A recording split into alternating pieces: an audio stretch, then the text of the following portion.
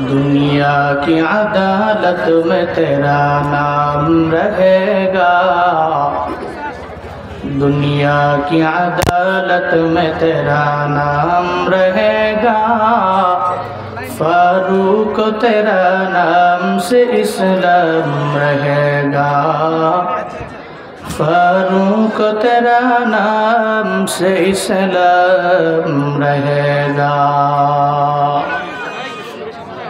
दुनिया की शुजाअत में तेरा नाम रहेगा,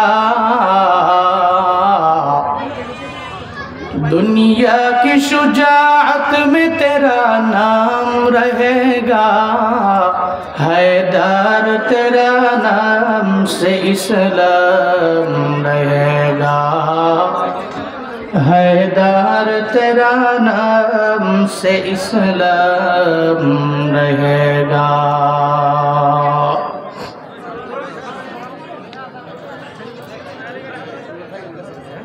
বিশ্বজয়ী হাফেজ কারি আবু রায়হান এর সুনামধন্য উস্তাদ,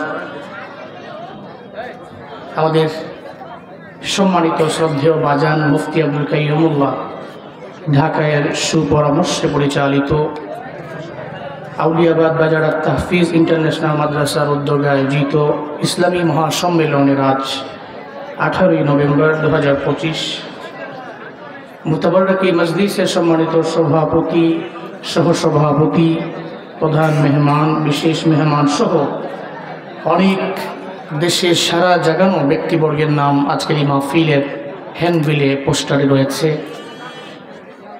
দিনী আলোচনা শোনাবেন আপনাদেরকে অনেকেই, পবিত্র কালামুল্লাহ শরীফ থেকে আপনাদেরকে তিলাওয়াত করে শোনাবেন বিশ্বজয়ী কারি আবু রায়হান সহ হাফেজ কারি রিফাত বিন আব্দুর রশিদ, বাদালের শাহ হযরত মাওলানা সোয়াইব আহমদ আশরাফি হাফিজাহুল্লাহ তাআলা আপনাদেরকে বয়ান শোনাবেন।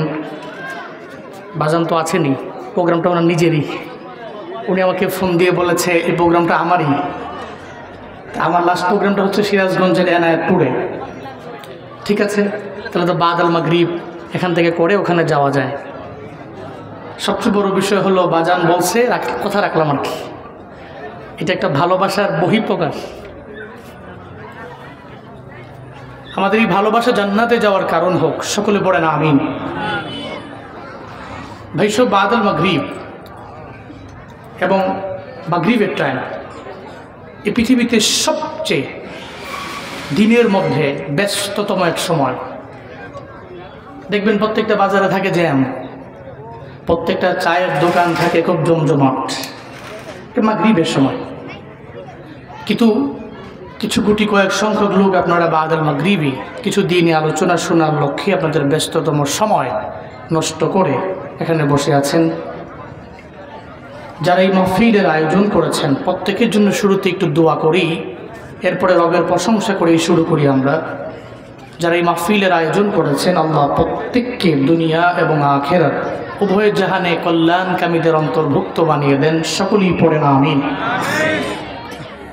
আল্লাহ এই মাহফিলকে ওসিলা করে অত মাদ্রাসাকে আল্লাহ পাক কবুল করেন। আর তাহফিজ ইন্টারন্যাশনাল মাদ্রাসা আউলিয়াবাদ বাজারের অন্তর্ভুক্ত এই মাদ্রাসা আল্লাহ পাক দ্বীনের মার্কাজ বানিয়ে দেন, সকলেই পড়ে না আমিন। আমরা শুরুতেই যে আল্লাহ পাক তৌফিক দিচ্ছেন কথা বলার এবং কথা শোনার, ওই আল্লাহর প্রশংসা করি। সকলে চিল্লায় একবার করে পড়ি আলহামদুলিল্লাহ।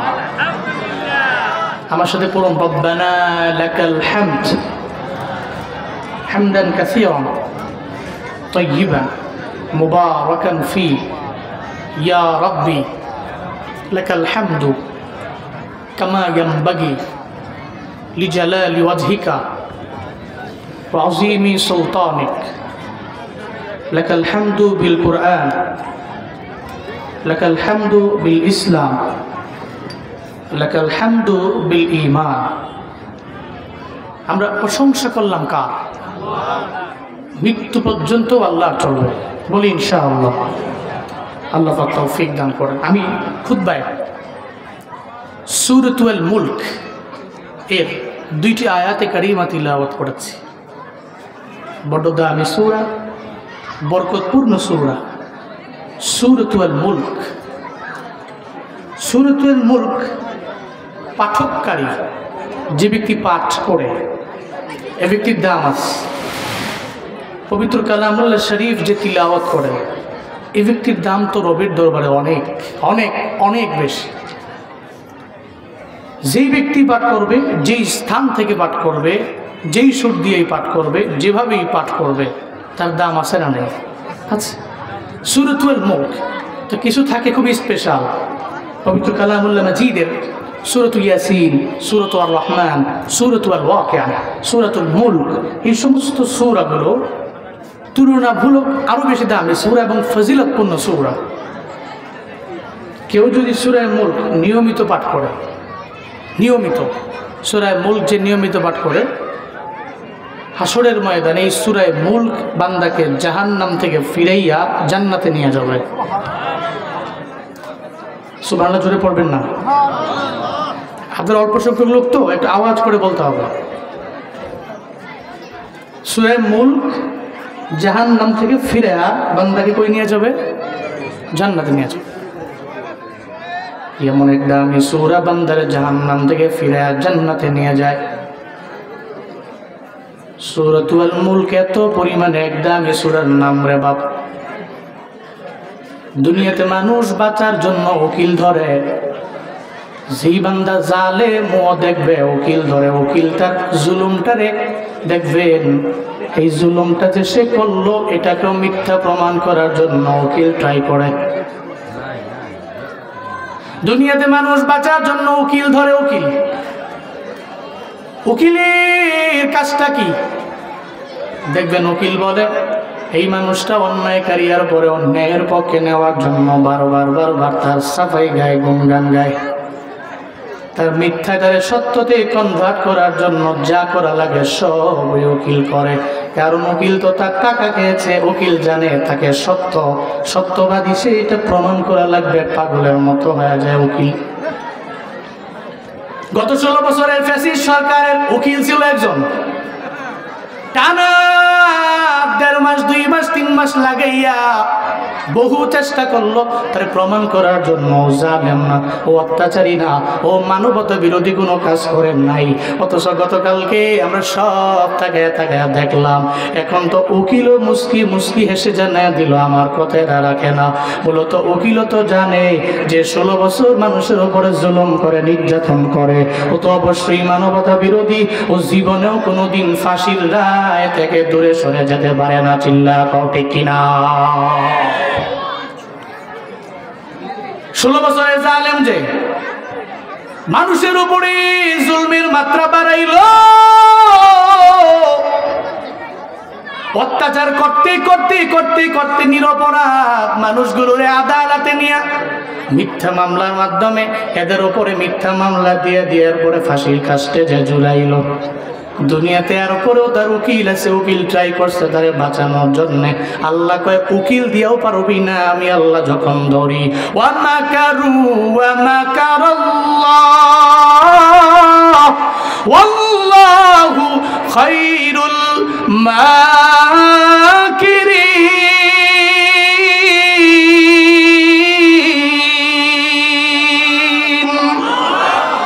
আল্লাহ পাক বলেন তুই চক্রান্ত করেছ,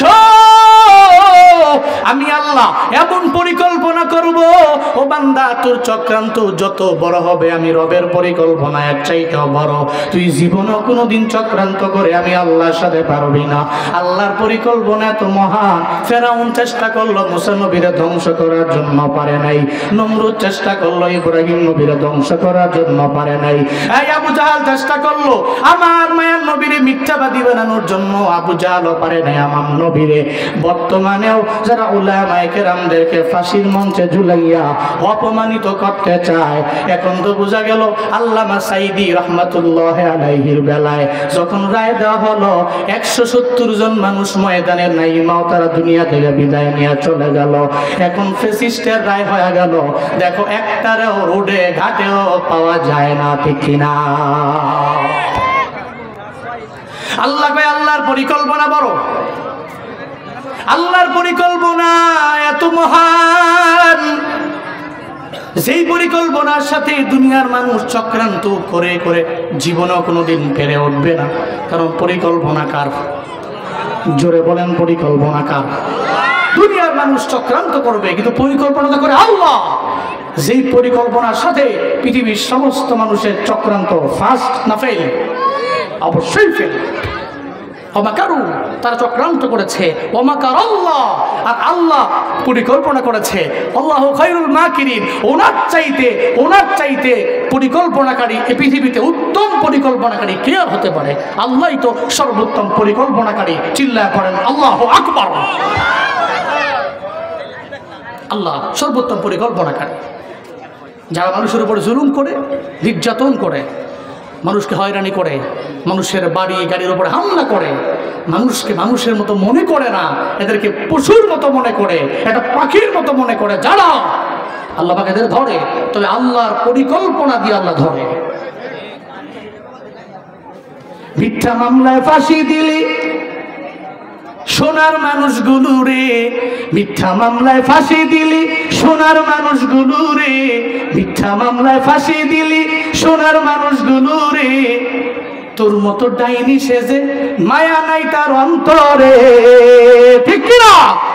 মিথ্যা মামলায় ফাঁসি দিলি সোনার মানুষগুলো রে, তোর মতো ডাইনি সেজে মায়া নাই তার অন্তরে। সেই আদালতও আছে, ফাঁসির দড়িও আছে। ঠিক কিনা? সে আদালতও আছে, ফাঁসির দড়িও আছে। সে আদালতও আছে, ফাঁসির দড়িও আছে। কবে পাবো বুবু তোমায় ঢাকা, অপেক্ষা করছি শুধু ঢাকা। দেশে আগুন লাগায়া জনতারে জ্বালায়া, দেশে আগুন লাগায়া জনতারে জ্বালায়া, পালায়া ছাইরা গেলে ঢাকা। গণভবনটা এখন ফাঁকা। ঠিক কিনা? দেশে আগুন লাগাইয়া আলেমদের জ্বালাইয়া, দেশে আগুন লাগাইয়া আলেমদের জ্বালাইয়া, পালায়া ছাইরা গেলে ঢাকা। গণভবনটা এখন ফাঁকা বুবুরে, গণভবনটা এখন ফাঁকা।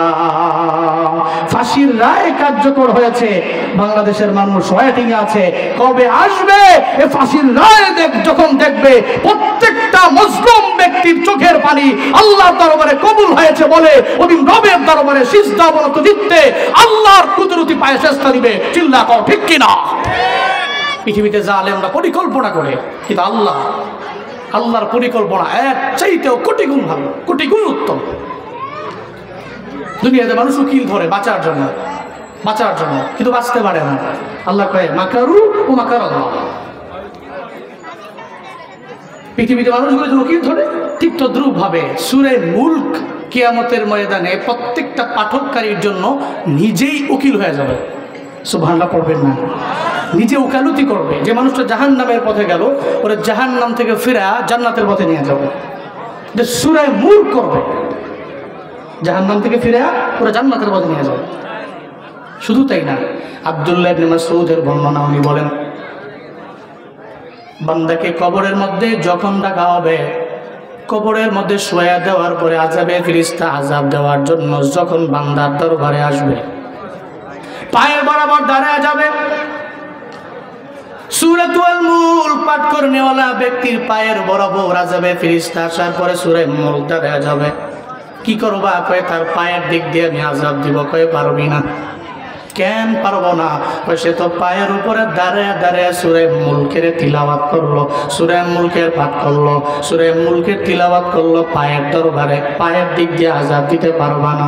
এরপরে আযাবের ফেরেশতা চলে যাবে বান্দার বুকের বরাবর, বুকের বরাবর যাওয়ার পরে এবার আবার সূরা মুলক দিয়ে দাঁড়ায় যাবে। ওই বান্দারে বুক বরাবর তুমি আযাব দিতে পারবা না।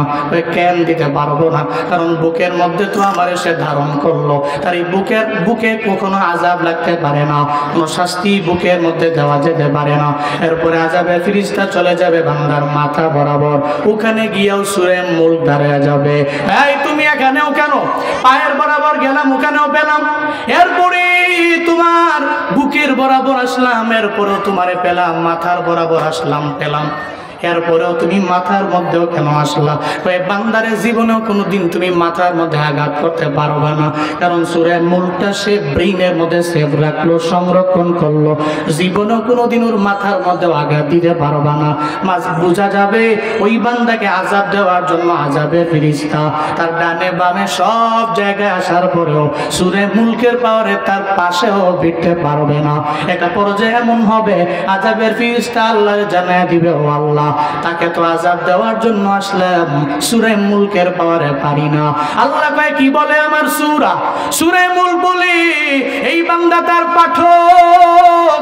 আল্লাহ বলবে যে সে যেহেতু সূরা মুলকের পাঠক, বারবার রাতের বেলা সূরা মুলক পড়ে রাতের বেলা ঘুমায় গেল, ও আযাবের ফেরেশতা এই বান্দার কবরটারে আর জাহান্নাম রাখা যাবে না, এখানে আগুন দেওয়া যাবে না, শাস্তি দেওয়া যাবে না, শাপ দেওয়া যাবে না। এই আযাবের ফেরেশতা সূরা মুলকের সুপারিশের কারণে তার কবরটার এই মুহূর্তে জান্নাত বানায়া দাও।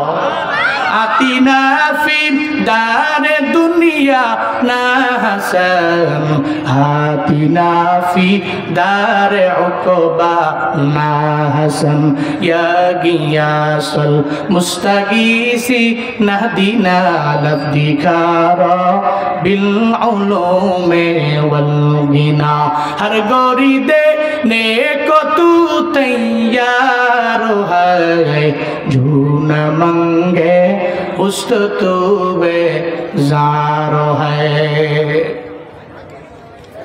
সূরা মুলক বান্দার কবরে জান্নাত বানানোর কারণ হয়ে যাবে ওসিলা। এত দামি সূরা, এই সূরার পাঠককারী বান্দারে জাহান্নাম থেকে ফিরায় জান্নাতে নিয়ে যাবে। শুধু তাই না, এই সূরা মুলক এত পরিমাণে দামি, বান্দার জন্য উকিল হয়ে গেল, আবার কবরে গেল, কবরের আযাবটা মাফ হয়ে গেল সূরা মুলকের পাঠককারীর জন্য। আল্লাহ সূরার মধ্যে কি জানায় দেয় বান্দা শুনে যাও। 1 নম্বর আয়াতের মধ্যে আল্লাহ জানায় দেয় রবের কি পরিমাণে পাওয়ার, আমার আল্লাহর কি পরিমাণে শক্তি আল্লাহ জানায় দেয়, আল্লাহ কি পরিমাণে মুলকের মালিক। আল্লাহ বলেন তাবারাকাল্লাযী বিয়াদিহিল মুলকু ওয়া হুয়া আলা কুল্লি শাইইন কাদির। চিল্লা জোরে করে পড়েন আল্লাহু আকবার। আল্লাহ পাক বলেন তাবারাকা, বরকতময় ওই রব, যত পৃথিবীর বরকত আছে সব বরকত আমার আল্লাহর ভিতরে আছে। আমার আল্লাহ এমন কোনো গুণ নাই যেই গুণে গুণান্বিত না। তাবারাকা, উনি বরকতময় আমার আল্লাহ। আল্লাযী বিয়াদিহিল মুলক, যে আল্লাহর হাতের মধ্যেই রয়েছে রাজত্ব, যে আমার আল্লাহর হাতের মধ্যে রয়েছে ক্ষমতা।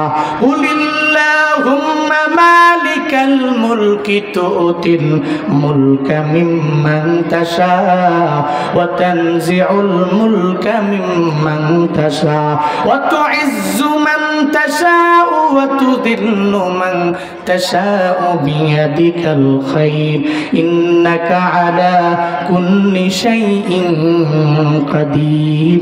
পড়েন আল্লাহু আকবার। আল্লাহ পাক জানায়া দিলেন আমি আল্লাহ মুলকের মালিক।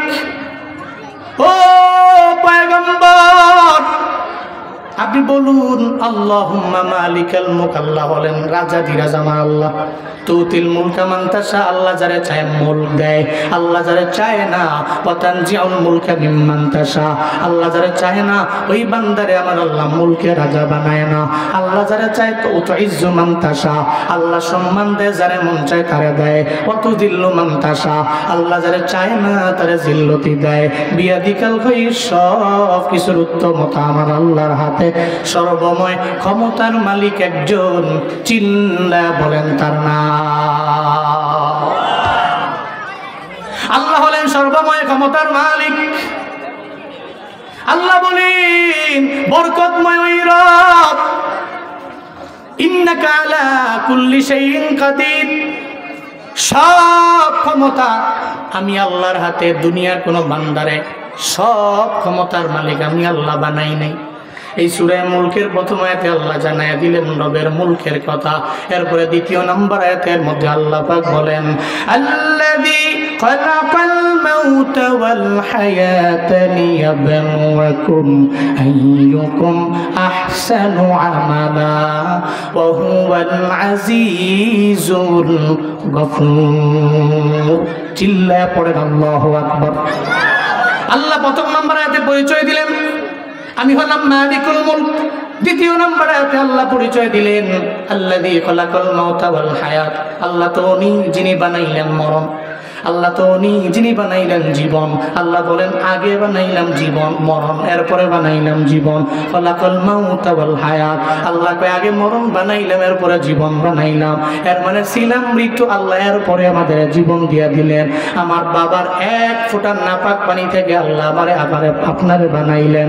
আল্লাহ পাক বলেন কাইফা তাকফুরুনা বিল্লাহি ওয়া কুনতুম আমওয়াতান ফাআহইয়াকুম সুম্মা ইউমীতুকুম সুম্মা ইউহয়ীকুম সুম্মা ইলাইহি তুরজাউন।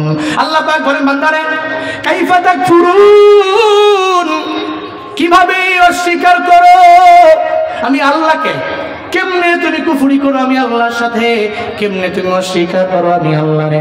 অকুনতুম আমওয়াতা, বরং তোমরা তো ছিলে মৃত, ফাহিয়াকুম, এরপরে আমি আল্লাহ তোমাদের জীবিত করলাম। সুম্মা ইউমীতুকুম, এরপরে আবার তোমরা মরণ বরণ করবে, আবার তো আমি আল্লাহর দরবারে তোমার চলে আসা লাগবে। ওয়া ইলাইহিন নুশুর, দুনিয়াতে এমন কোনো বান্দা নাই যে বলতে পারবে আমার মরণের পরে আমার আল্লাহ আমারে বানাইতে পারবে না, আবার পুনরায় বডি স্ট্রাকচার আমারে দিতে পারবে না আমার আল্লাহ। আল্লাহর তো সেই পাওয়ার আছে রে বাবা। ইন্নামা আমরুহু ইযা আরাদা শাইআ আইয়াকুলা লাহু কুন ফায়াকুন। ফাসুবহানাল্লাযী বিয়াদিহি মালাকুতু কুল্লি শাইইন ওয়া ইলাইহি তুরজাউন।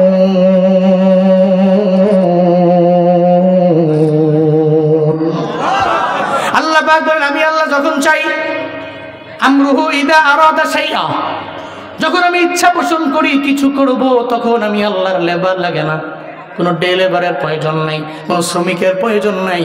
আমি আল্লাহ তখন বলি আমরা হাজার মারুফের সিগা দিয়ে কুন হ, এটা বলতে দেরি হইতে আর দেরি নাই, কারণ আমি আল্লাহ তো সে পাওয়ার আছে, আমি আল্লাহ সেই ক্ষমতা আছে। আল্লাহ কয় বান্দারে আমি আল্লাহ প্রথমে মরণ বানাইলাম, এরপরে আবার তোরে জীবন দিয়া দিলাম, এরপরে আবার আমার দরবারে আসা লাগবে। মিনহা খালাকনাকুম ওয়া ফিহা নুঈদুকুম ওয়া মিনহা নুখরিজুকুম তারাতান নুকরা। আল্লাহ পাক বলেন এই মাটি থেকে তোরে আমি বানাইছি, এই মাটির মধ্যে বান্দারে তোর আবার চলে যাওয়া লাগবে, ওই মাটি থেকে আবার আমি আল্লাহ তোরে উঠাবো।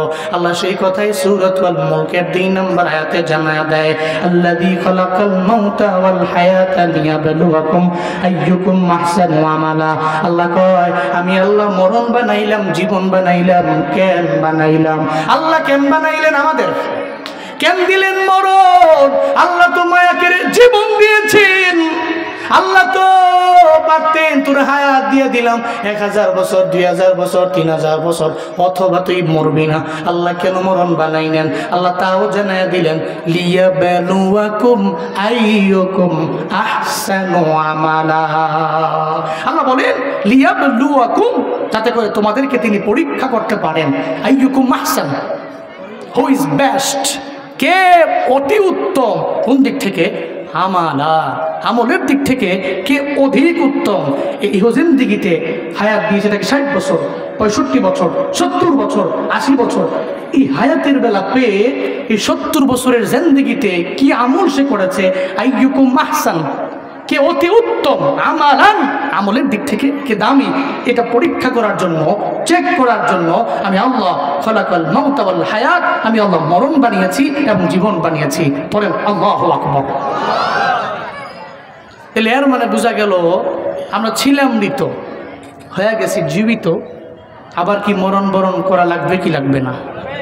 এখানে এমন কেউ আছেন হাত উঠে বলতে পারবেন আমি মরবো না, পুরা কিয়ামত পর্যন্ত ইহজিন্দেগিতে আমি থাকবো? আছেন কেউ? পৃথিবীতে কোনো বান্দা থাকতে পারে নাই, সব মারা যাবে, সব মারা যাবে, কেউ থাকতে পারে নাই। আদম নবী চলে গেলেন, যিনি আমাদের ছিলেন আদি পিতা, উনিও চলে গেলেন, ইদ্রিস পয়গম্বর চলে গেলেন, মুসা নবী চলে গেলেন। শুধু তাই না রে বাবা, যেই নবীরে না বানাইলে আল্লাহ দুনিয়ার কিছু বানাইতেন না। ওই মায়া নবীও বিদায় নিয়ে চলে গেছে, ইন্তেকাল করছে। আমার মায়ার নবীও ইন্তেকাল করে চলে গেছে, নবীও চলে গেছে। ইন্তেকালের আগে আমার মায়ার নবী ডাকলেন, এই আয়েশা, আমার হাতের মধ্যে একটা মিসওয়াক দাও। নবীজি মিসওয়াক দিয়ে মিসওয়াক করলেন। এরপরে ডাকলেন, এই আবু বকর, আমার দরবারে আসুন। আবু বকর আমার মায়ার নবীর দরবারে যখন যায়, আবু বকর যাওয়ার পরে তাকায় দেখে আবার মায়ার নবীর কপাল মোবারক একটু ঘরমাক্ত অবস্থা। কপালের মধ্যে সুন্দর করে একটা চুমু দিয়ে আমার নবীরে বলে, নবী কেন ডাকলেন? কেন আপনি সাহিত্য অবস্থায় কেন বসতেও পারেন না?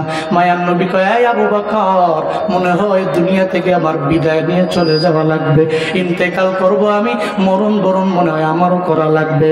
আল্লাহ পাক তো আগেই জানিয়ে দিয়েছেন, ইন্নাকা মাইয়িতুন ওয়া ইন্নাহুম মাইয়িতুন, আপনিও মরণ বরণ করবেন, তারাও মরণ বরণ করবে। দুনিয়াতে এমন কোনো বান্দা নাই যেই বান্দা মরণ বরণ করবে না, মৃত্যু বরণ করবে না। আমি আল্লাহ যারে জীবন দিয়ে দিলাম, নির্দিষ্ট একটা সময়ের পরে মালাকুল মউত তার দরবারে আমি পাঠাবই। আমার মায়ার নবী কয়, ও আবু বকর,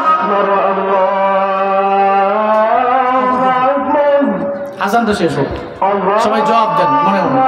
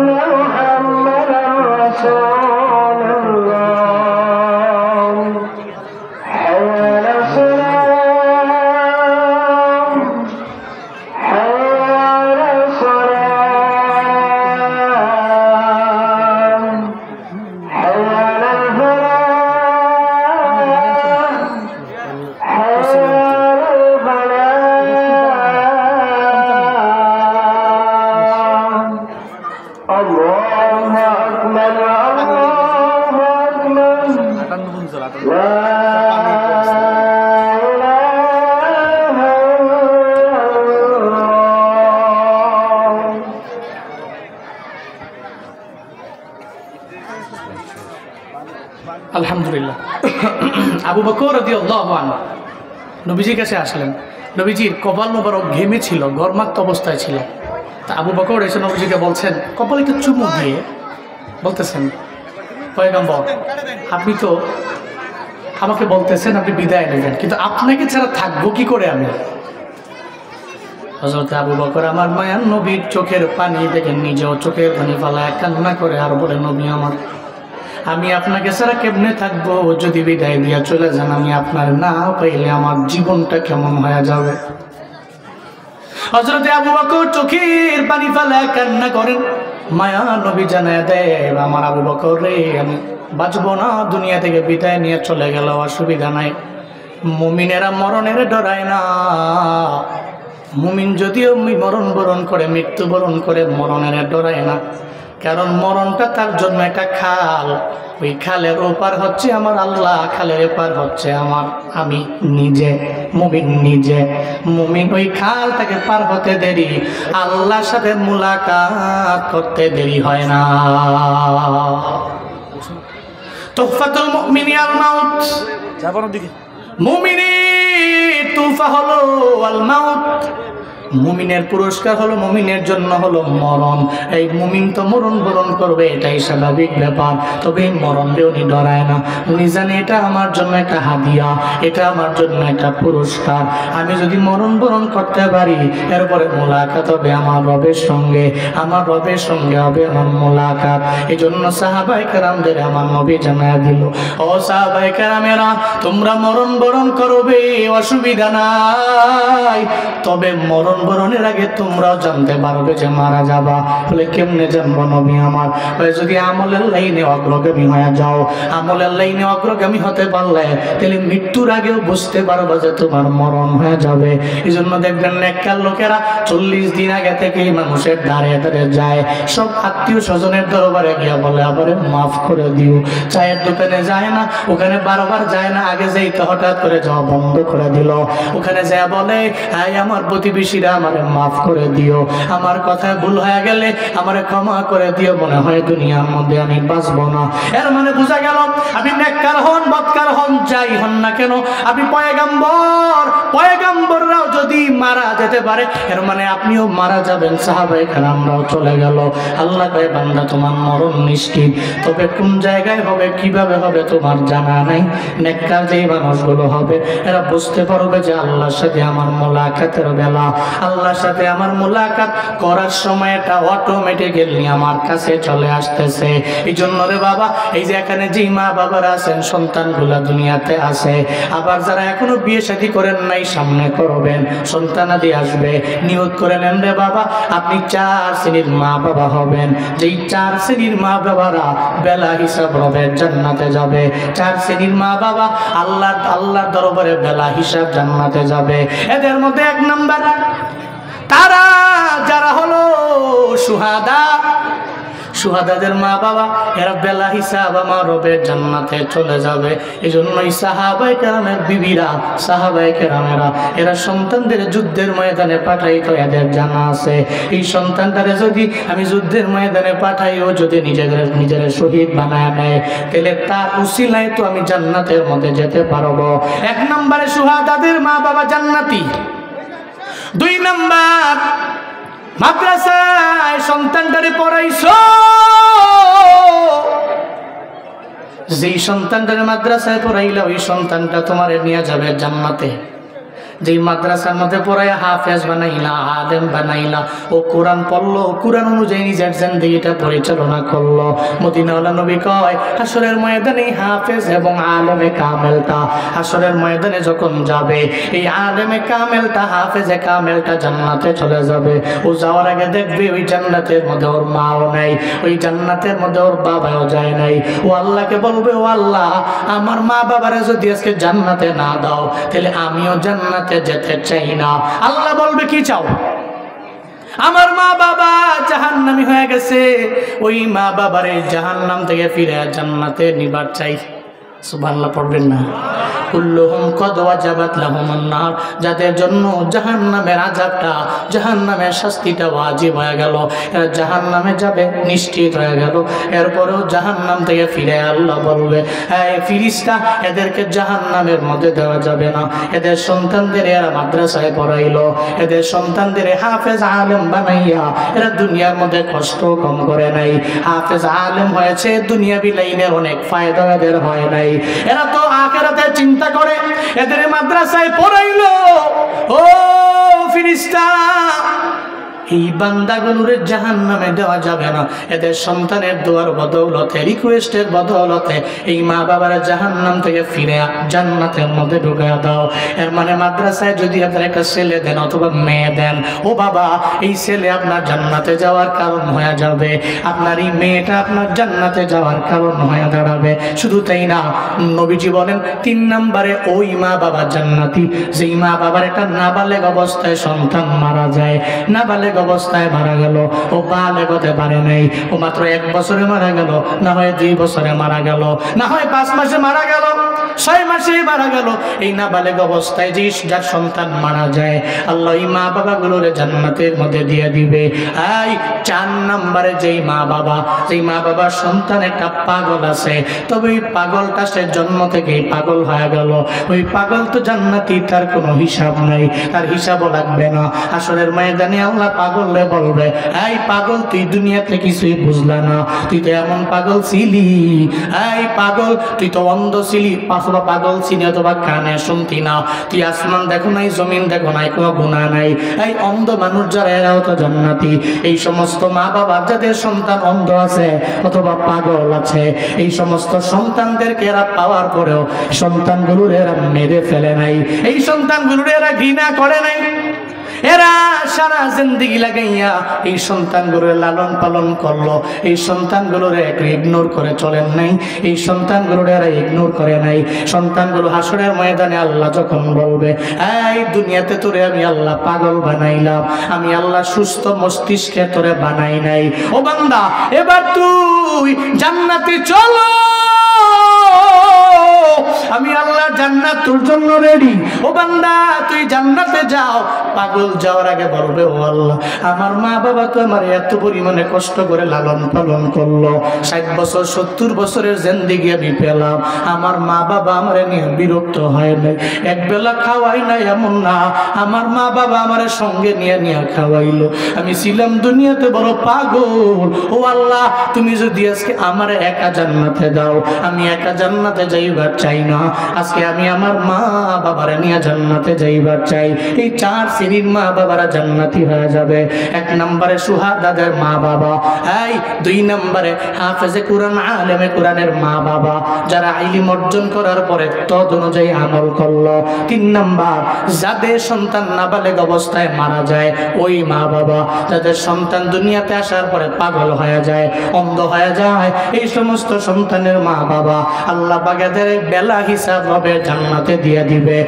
এই বান্দারা, টাঙ্গাইলের মুসলমানেরা আজকে থেকে নিয়ত করে নেন, একটা সন্তান হলেও আপনি মাদ্রাসায় পড়াবেন, আলেম বানাবেন। পারেন নাই, আপনার নাতি আছে, ছেলেরে বলেন, ছেলেরে তুই আমার নাতিরে মাদ্রাসার মধ্যে দাও, আপনি তাও পারেন নাই। আপনার মেয়ের ঘরের যে নাতি আছে, আপনি মেয়ের কাছে, মেয়ের জামাইয়ের কাছে